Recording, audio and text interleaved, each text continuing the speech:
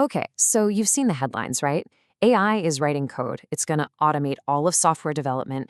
The hype is, well, it's everywhere. But what actually happens when you take these AI agents out of the pristine lab and throw them into the messy, real world of software engineering? Well, a new study did just that. And let me tell you, the results are a serious reality check. So that leads us right to the big question, the one on everybody's mind. And look, we're not just talking about an AI that can spit out a few lines of code anymore. The new dream is for these autonomous agents to act like real human engineers, to plan things out, navigate these huge, complicated code bases, and run a whole series of tasks, all by themselves. But the real question is, are they any good at it? Like, really? And this, right here, this really gets to the heart of the problem. On the one hand, you have this friendly, simple idea of an AI coding assistant. But on the other hand, that's the reality. It's a complex, tangled, command line world where actual software gets built. And bridging that gap, that's the real test. Which brings us to a huge problem. It turns out the way we've been testing these AI agents, it's just not keeping up. We're giving them the wrong kind of exam. I absolutely love this analogy because it hits the nail on the head. The old tests we were using, they're like taking a driver's test in a completely empty parking lot. Sure, you can prove you can turn the wheel, but it's sterile, it's isolated. Real software development, though, that's like trying to navigate downtown traffic in the middle of rush hour. It's messy, it's unpredictable, and you have to think 5 steps ahead. So, let's break down what's so wrong with these old tests.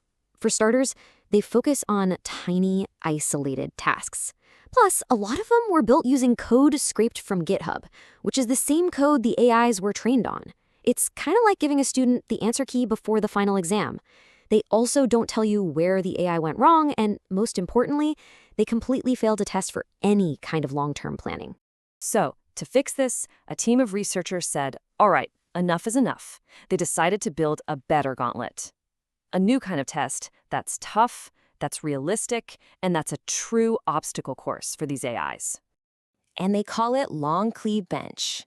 This isn't just another quiz. It's a collection of 20 really complex long-form tasks that were handpicked from over 1,000 real-world assignments and workflows. The whole idea is to push these AI agents to their absolute limits in scenarios that actually feel like the real deal. And you have to appreciate the work that went into this.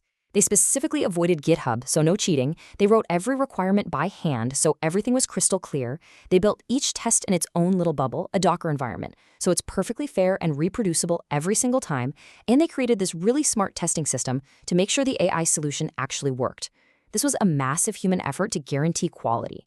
At its core, this whole benchmark is built on one simple, powerful rule that every single developer lives and breathes. And that rule is this: when you add a new feature, you have 2 jobs. Job 1, make the new thing work. Job 2, and this is just as important, don't break all the old stuff that was already working. And LongCLI-Bench tests for exactly that. They use what they call a dual set protocol. So part 1 of the test asks, did you successfully do the new thing we ask you to do? But then part 2 comes in and asks, okay, but did you break anything else in the process?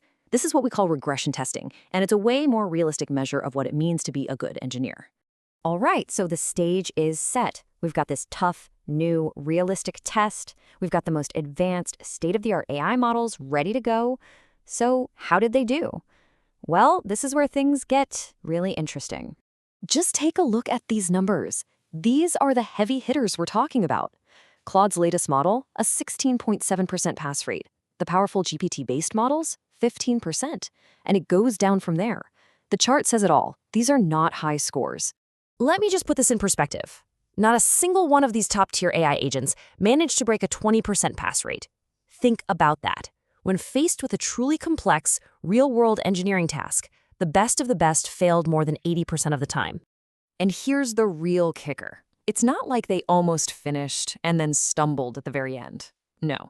The data shows that most of these AIs failed very, very early in the process. They completely stalled out before they even got 30% of the way through the task.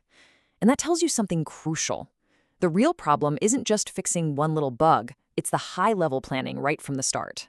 Okay, so this sounds pretty bad, right? Does this mean AI coding is a failure? Not at all. In fact, the researchers argue this isn't a story about failure. This is a story about a critical discovery. and it points to the future of how we're all going to build software. Because here is the single most important finding in the whole paper. While the AI agents really struggled on their own, their performance shot up when a human collaborated with them. When a person stepped in to provide a high-level plan or just gave some guidance along the way, the success rates jumped. And the researchers themselves put it perfectly. They said future research needs to focus on synergistic human-agent workflows. And that word, synergistic, is everything. It's not about building an AI that replaces a developer. It's about building one that works seamlessly with a developer. And that leaves us with a really powerful thought to end on. This research suggests that maybe, just maybe, we've been asking the wrong question all along. The question isn't if AI is going to replace us. The real and frankly much more exciting question is how are we going to partner with these incredible new tools to build whatever comes next? Because it looks like the answer is together.